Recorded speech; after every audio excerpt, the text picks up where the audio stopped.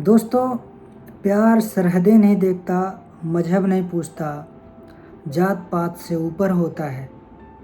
लेकिन जब दो दिलों के बीच सरहदें, सियासत और नफ़रत की दीवारें खड़ी हों, तब मोहब्बत को या तो कुर्बानी देनी पड़ती है या फिर बगावत करनी पड़ती है। ये कहानी है आरव और जर्रीन की, एक हिंदुस्तानी लड़का और एक पाकिस्तानी लड़की की, जिनकी मोहब्बत नफ़रत के दरिया में डूबती चली गई, मगर उनकी रूहें आज भी एक दूजे से वफ़ा निभा रही हैं। आइए कहानी शुरू करते हैं। आरव दिल्ली का रहने वाला था, पढ़ाई में तेज़ मगर दिल से बेहद नरम। यूनिवर्सिटी का आखिरी साल था और वह एक इंटरनेशनल स्टूडेंट एक्सचेंज प्रोग्राम के तहत तुर्की गया हुआ था।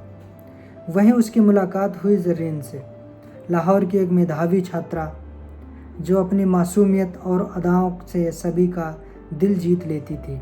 एक सेमिनार में जब उसकी नज़रें मिली तो जादू हो गया। नज़रें मिली, दिल ने कहा ये वही है जिसे बरसों से ढूंढा था।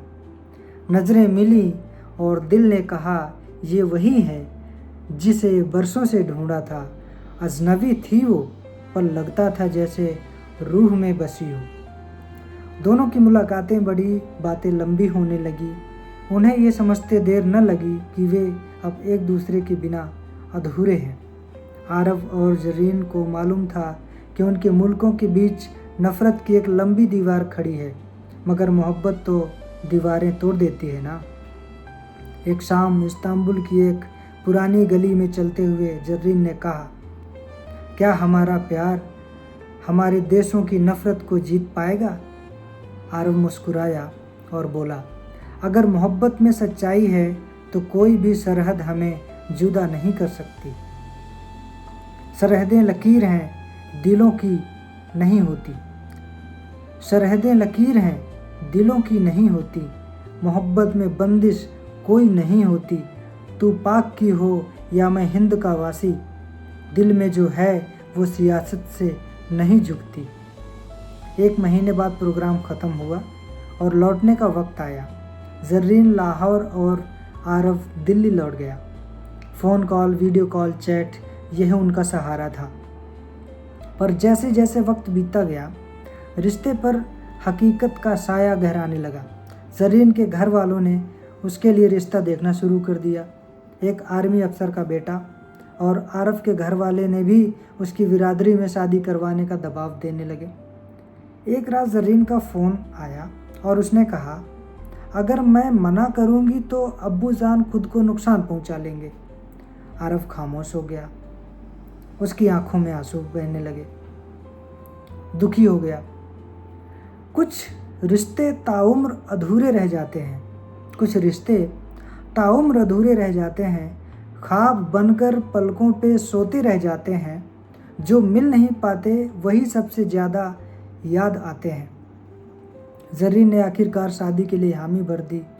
आरव टूट गया, उसने खुद को कमरे में बंद कर लिया। शादी के दिन जर्रीन ने आरव को आखिरी बार एक मेल लिखी। उसने लिखा, मेरे प्यारे आरव, मेरी तकदीर में तेरा नाम नहीं था, पर मेरी रूह में हमेशा तू ही रहेगा। मेरे निकाह के लफ्ज़ होंगे किसी और के साथ, मगर मेरी हर दुआ में तू ही रहेगा। तेरी जर्रीन। उस चिट्ठी को पढ़कर आरव का सीना फटने लगा। उसी दिन से वो गुमसुम रहने लगा, किसी से बात नहीं करता था। दोनों ने शादियां कर ली, मगर वो प्यार, वो मोहब्बत कभी मर न सका। आरव हर साल 14 अगस्त और 15 अगस्त के बीच एक कवि सम्मेलन में जर्रीन के लिए कविता पढ़ता है। मैं तुझे भूल नहीं पाया ए पाक की परी, मैं तुझे भूल नहीं पाया ऐ पाक की परी, तेरी हंसी मेरे ख्वाबों में आज भी बसी, तेरे शहर की हवा, तेरी बातों की खुशबू, दिल की गलियों में आज भी है तू रूबरू। जर्रीन ने भी कभी अपने शौहर से दिल नहीं लगाया। वो आरव की तस्वीर अपनी डायरी में रखती थी।